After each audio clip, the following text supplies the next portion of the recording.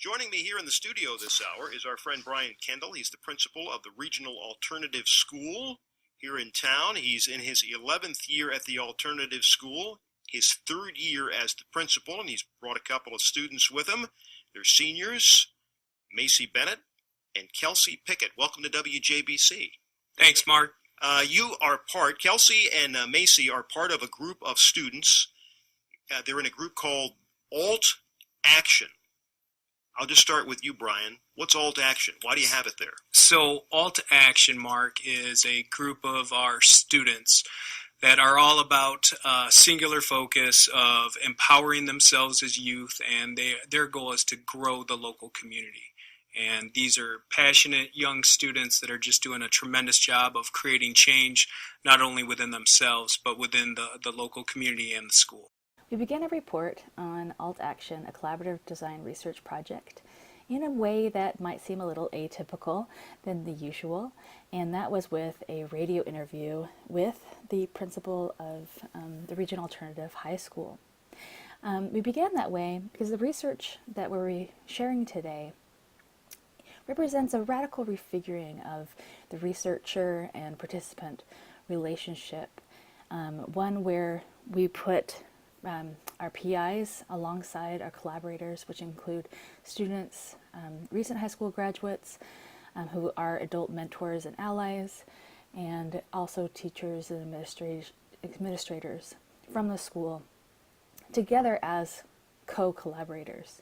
This follows the work of many, many people who research learning and literacies, including Gerald Capano, Maria Gizzo, Valerie Kinlock, Joanne Larson, Nicole Mira, Antero Garcia, Ernest Morel, Jamila Liscott, Danielle Filipiak, Kate Paul, Django Paris, Amaisha Wynn, and on and on and on. And all this work centers and advocates for the co-production of research and work with communities and challenging the power dynamics of youth-adult research relationships and putting those alongside with each other. So this is the research that we're sharing today that we've been doing with our collaborators at the Regional Alternative High School. We initially proposed a 5-phase collaborative research design, and this involved in phase 1 from March to June in 2017 really time and space to build relationships and create a shared vision together with our community collaborators. During this time we also worked on gathering our IRB, and once secured we began to gather group activity meeting logs. Phase 2 then is where we really began a collaborative design process together, and we'll be sharing some of the results of that today. We gathered youth media during this time, meeting logs, and we created iterative reports with and our community members, and those guided the next stage forward and moving into what kind of work and how we work together in phase 3. Phase 3 is what the phase we're in currently. This is January to June 2018, where we continued our collaborative research, and we began to do individual and project team reflective logs using an app called Flipgrid. And then in phase 4 and phase 5 is what's coming up next, and this will be also continuing our collaborative research and then doing analysis together about what changes we're seeing across time and tracing and development with the youth, and then also writing for external publication.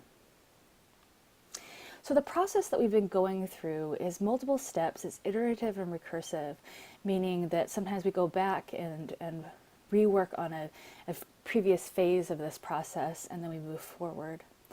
And these have involved identifying issues of concern, primary concern to us as a school and a community, gathering information to address those issues, reporting on what we've learned to education leaders, community members, and then with community members taking informed action to affect change in an area of concern. So this has been, so we'll just kind of walk through with a couple examples of what this process has been like. Initially, in working to identify some issues of concern, we first went through a process of identifying what was going on in the Regional Alternative High School, perceptions of what school was like, the concerns that students had with their day, and how it felt to be in the school and to be learning in that school. It also extended out also to being how they felt about how they were perceived by the wider community as being members of the regional alternative high school. And this involved several moments of sharing our stories about who we are in relationship to where we are. So this is one of our allies and mentors talking about what this process was to identify some of the concerns about how students felt they were being perceived at the regional alternative high school. I think it's important that we learn each other's stories because I think it's hard to hate someone or have negative opinions about them if you truly know more about them. And so last year we worked on the teens each writing out their own stories and putting it in picture format and putting it on a poster board, and we spent time learning about them, and it was heartbreaking. And each story was heartbreaking in a different way, but it helped us to understand why they process things the way they do, why they are the way they are, and how that has impacted how they move forward in their lives. And I'm so grateful that they were able to be open with us and just be honest, because then that way we could actually get to know them. In the next phase of the research, we began to gather information to address the questions that we had. So the students had both questions about what school was like inside the school, and then also perceptions of them as students in the school with the wider community. And they wanted to create some change about that. But first they wanted to pause and gather information about the questions that they had and the concerns they had. So one way that we did this, following some of the work of Michael Witch with his Anthropology 101, we took up some ethnographic methods to work together to gather information about what are the stories, not just from inside our school, but on the outside in the community that immediately surrounds the school, their perceptions of the school, and their perceptions of their life in that community, to get a better sense of who we are as a wider community. So here is a little bit more from the radio program, talking about what that project was like, to interview those in the community. With you, Kelsey, and talk a little bit about the AltAction student group, because that's why you're here. You guys have been in this for, I don't know if you've been in this for more than just this year, but what is, it's an engagement in not only projects in the school, but in the community, right? Yes. We had a project where we would go out into the community and we would get stories from strangers so we could help understand why people are where they're at. We left the school and we were walking around and we just found people and we asked them to share their story. Some of them wouldn't because they just didn't feel comfortable with doing that, but it's just nice to know people's story so you can help understand why people are. So these types of interviews were just one example of the type of activities that we engaged in as community researchers to learn more about the questions, concerns that we had. So again, there have been multiple projects multiple times through this design research project, and this is just one example. The next phase that we move into is to report on what we've learned. This is reporting to education leaders and community members, those that are in positions of power, to work alongside us as we move forward. This has involved things like writing grant proposals. This is a picture of us all working in a collaborative document on each different sections of a grant proposal. Also, this has involved creating reports, internal reports as well for ourselves, and then proposals that move into proposals for some of the administration at the school and aspects like that. Next, the next phase is to take informed action to affect change within areas of concern that have been identified, that have been researched, that have been reported on. And this is really where the rubber hits the road and where we are now in this phase. So here is another student talking about, from this radio program, talking about what it's like to move into this action phase. All Macy, what about you? What's your reason for joining the Alt student group, AltAction, and what do you like about it? Well, I'd say at my old school, I was, to put it lightly, bullied. And so coming here, I thought last year was my last choice. But when I came here and I started to learn what it was all about, because myself, actually, I thought it was just a kid for bad people, or like, a school for bad people, Yeah, what I was talking about before. Yeah. And so when I went there, it started like change my ways that I looked at it, and I heard about this group from her last year, and I thought it was just, like a group to just get out of class or something, and so I went there, and last year was more about like counseling and getting like a sort of feel of togetherness and like the students, and and then this year it was all about mostly action. That's why it's all action. And I feel like doing projects like in AltAction, the talking to strangers, making posters about our lives and our personal lives and stuff like that, and how the school has affected us, I think it just gives me and the other students a sense of belonging, even though they kind of don't want to admit it, but I think they do like it. I just really like being with other kids I can relate to, I guess. So we've moved to action, as Macy says. We currently have 5 action groups. This involves a group working on a school library. This is one of the aspects, like the school yearbook, that youth identified as being atypical to their school experiences in other places, things that weren't part of the school, and something they wanted to change about their school experience itself. There's also groups working on a mural in the community, working with a community group with that, and also a community open house to share out who they feel like they are and to change some of the perceptions there. We also have another group that came in looking for a way to enact longer change and institute back into the schedule an advisory hour, something that used to be part of the school day.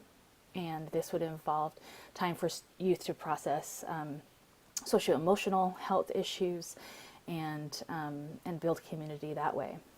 Each of these action groups is guided by a youth student who's at the school who is taking the lead, and then an adult ally, a mentor who is also partnering on these projects, and then youth, 3 to 4 youth who are working on the project group on different various jobs to get all of this work done. So I'd like to share one student's report on her project that she's leading, and this is her report. I have chose to work on the school library, and I personally chose this because I just want to help contribute and just build stuff. So what I'm working on right now is to find a space or spaces, because we're thinking about having multiple little libraries around the school. And we need to measure the space that the bookshelves are going to go in, so we have the right measurements for the materials that we need to get still. And then we need to get materials like wood, screws, paint, etc. And then we are going to create flyers for book donations, and people can donate all of their books they have laying around so we can stock our shelves. Then we need to build the shelves, and we're hoping to be done with the shelves by April 26th. And then we're going to be writing a proposal to help get money for book promoting, like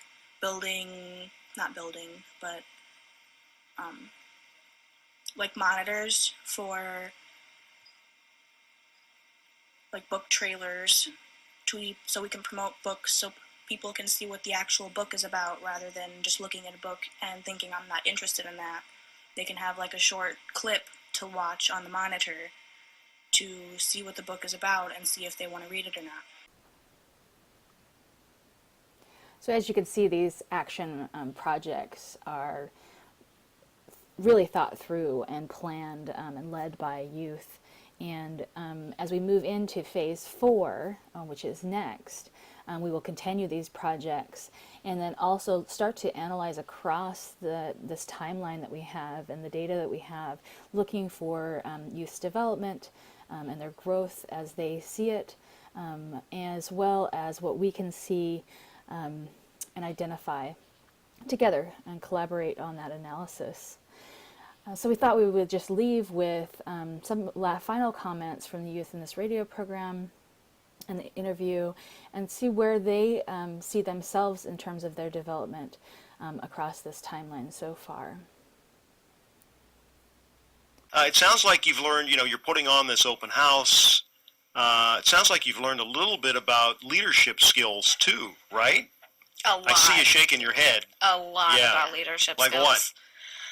Oh, God.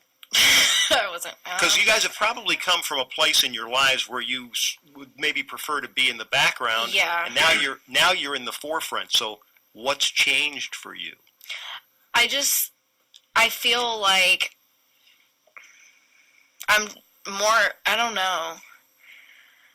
I'm more driven. More motivated. Yeah. More passionate about really anything, whether it's small or big in my life. Like, I'm not lazy as much, anymore.